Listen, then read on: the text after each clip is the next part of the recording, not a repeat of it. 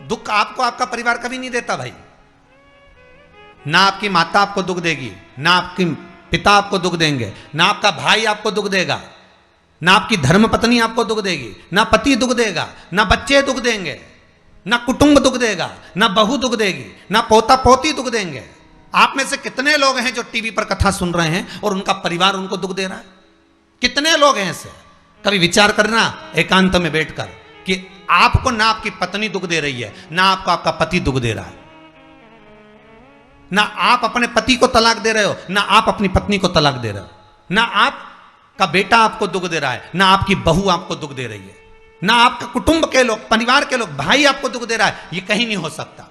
भाई भी आपको दुख नहीं दे रहा, ना आपके परिवार वाले, ना नातेदार, ना रिश्तेदार, ना मित्र, ना सखा, ना दोस्त, कोई आपको दुख नहीं देता। ये शिव महापुराण की कथा कहती है हमको लगता है कि हमारे परिवार वाले दुख दे रहे हैं, हमको लगता है हमारी बहू हमें दुख दे रही है, हमें लगता है हमारी सास हमें दुख दे रही है, हमें लगता है हमारा पति हमको दुख दे रहा है, हमें लगता है हमारे कुटुंब वाले हमको दुख दे रहे हैं। पर शिव महापुराण के विद्येश्वर संहिता कहती है ये कोई आपको दुख नहीं देते, दुख आपका पूर्व का कर्म आपको देता है। ये जितने भी मिले हैं ना आपको, रिश्तेदार, नातेदार, कुटुंब, भाई, बंधु, सखा, पत्नी, पति, पोता, पोती, ये जितने लुटेरे मिले हैं, ये जितने अपशब्द कहने वाले मिले हैं, ये जितना ताने देने वाले मिले हैं, ये जितना गाली देने वाले मिले हैं, ये जितना उंगली उठाने वाले मिले हैं, ये कोई दूसरे नहीं, तुम्हारे पूर्व कर्म के कोई ना कोई पुराने ही होंगे जो तुम्हारे साथ जुड़कर तुम्हारे टांग खींचने के लिए सामने खड़े हुए हैं। ये कोई तुम्हारे होंगे।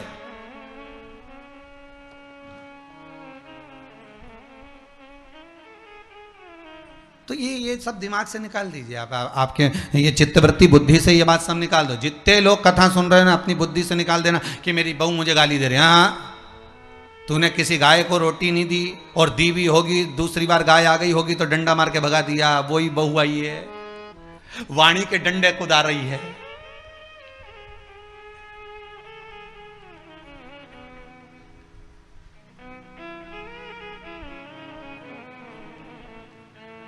कोई बेटा अगर नहीं सेवा कर रहा, कोई बेटा नहीं पूछ रहा, समझ लेना पूर्व में हमारे बुजुर्ग, कोई दादाजी होगा, कोई दादी जी हो गई, कोई ससुर जी होगा, कोई जेठ जी होगा, हो सकता है किसी की हमने सेवा नहीं करी हो और वही बेटा बनकर आया, आज हमारी सेवा नहीं कर रहा।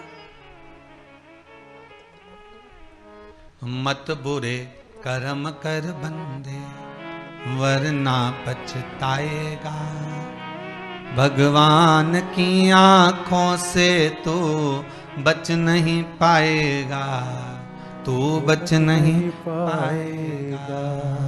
अरे ओ अज्ञानी मत करना दानी। बचना नहीं है, बहुत ये हमें लगता है गुरुजी मेरी बहू बहुत परेशान करे, गुरुजी मेरी सास बहुत परेशान करे, मेरा भाई मेरी प्रॉपर्टी खा गया, मेरा भाई ये लेकर चले गया, मेरे ससुराल वाले ऐसे, मेरे रिश्तेदार ऐसे, मेरे कुटुंबी ऐसे, मेरे कबीले वाले ऐसे, मेरे ये ऐसे। तो हमको लगता है कि ये अपने ऐसे।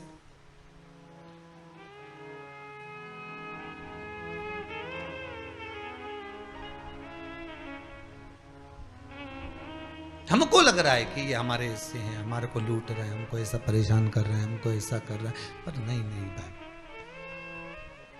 शिव महापुराण की कथा कहती है कोई हमको कष्ट नहीं देता।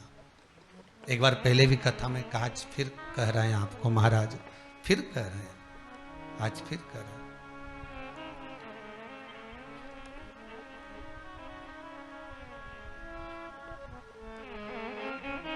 आपको फिर निवेदन कर रहे हैं, बीमार हुए देवास में, बीमार हुए भोपाल में, बीमार हुए सीहोर में, बीमार हुए कहीं, डॉक्टर को दिखाने जा रहे हैं इंदौर, डॉक्टर को दिखाने जा रहे हैं भोपाल, डॉक्टर को दिखाने जा रहे हैं देवास, मुंबई, पुणे, जहाँ तहाँ हम डॉक्टर को दिखाने के लिए जा रहे हैं। वहाँ हॉस्पिटल में हमने सुई लगवाई, इंजेक्शन लगवाया, वहीं से कहीं कुछ चीरा फाड़ी कर दी, ऑपरेशन कर दिया। जरा विचार करना कभी एकांत में बैठ कर कि रहते यहाँ थे, दवाई लेने पहुँचे वहाँ, इंजेक्शन वहाँ लगवाया, बताओ ऑपरेशन वहाँ करवाया। तो इतने सारे हॉस्पिटल, कहीं ना किसी ने कहा सूरत भी जा सकते हो, किसी ने कहा अहमदाबाद चले जाओ, किसी ने कहा वहां चले जाओ, कोई कहे पूना चले जाओ, कोई कहे मुंबई चले जाओ, कोई कहे इंदौर चले जाओ, कोई कहे भोपाल चले जाओ, पर रहने वाला कहाँ का और जाकर ऑपरेशन करवा रहा है कहाँ पर?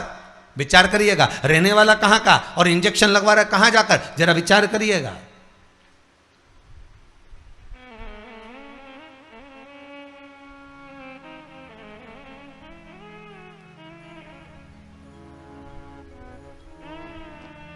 और कितने डॉक्टर, ऑपरेशन करने वाला कोई विशेष,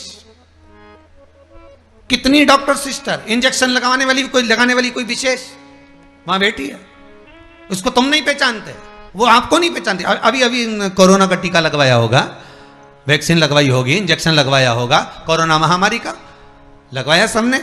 अब लगवाया तो उसमें आपके मन में विचार तो आया कि ना तो हम इस सिस्टर को पहचानते, ना हम इस डॉक्टर को पहचानते, गए और सुई लगवा के आ गए, पर उसने हमको कष्ट तो दिया, भले वो थोड़ा सा चुभाया पर कष्ट तो मिला। पर विचार करा कि ये क्यों मिली, कारण क्या था, इसी ने क्यों चुभाया? हो सकता है पूर्व में तुमने भी इसको कोई कष्ट दिया होगा, हिसाब बराबर करने के लिए यहां लाके छोड़ दिया। वो दुनिया के लोगों ने कहा है ना कि ये कोरोना महामारी को उपजने वाला, वो चीन के ऊपर लोगों ने कहा कि उन्होंने इस कोरोना महामारी को प्रकट कर, अब उनने तो कर दिया, उनने तो संसार में विनाश का कारण बना दिया, पर फिर प्रकृति ने क्या करा? आज की स्थिति में प्रकृति क्या कर रही है? फिर वो भी अंदाजा लगा, कहीं मालूम पड़े मिट्टी हवा में उड़ रही है, ऐसी उड़ रही है गीली कि सब गाड़ी ने बंगला सबके धो दिया उसने। फिर बचा कुचा था, पानी की बाढ़ आ गई। अगर हम दूसरे को कष्ट दे रहे हैं, हम दूसरे पर उंगली उठा रहे हैं, हमने एक उंगली अगर किसी पर उठा दी, हमने उंगली उठाकर कह दिया वो ऐसा है, उसने ऐसा करा, उसने वैसा करा, हमने एक उंगली उठा दी, भले तुम विद्वान हो, भले तुम्हारे में विद्वत्ता है, पर हम किसी पर अगर एक उंगली उठा रहे हैं तो ये 3 उंगलियां हमारे भीतर जा रही है कि अपने अंदर झांक कर देखो कि आप कैसे हो,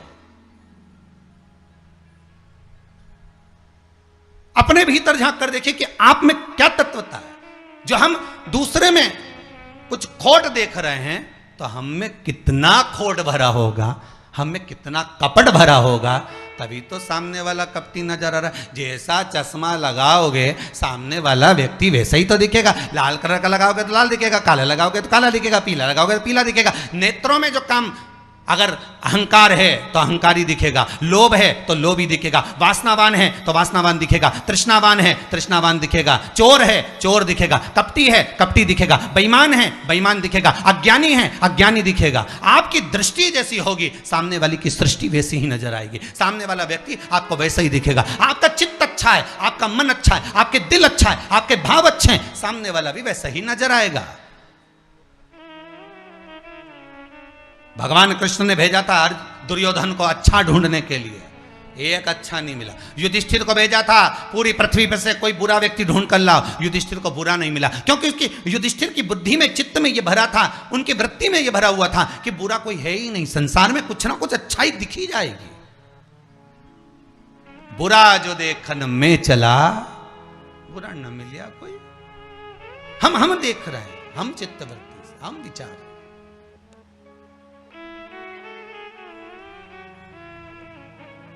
कौन ना बहू बुरी है, फिर निवेदन करूंगा, ना सास बुरी है, ना बेटा बुरा, ना बहू बुरी, ना ही ये पूरा संसार बुरा, सब अच्छे हैं।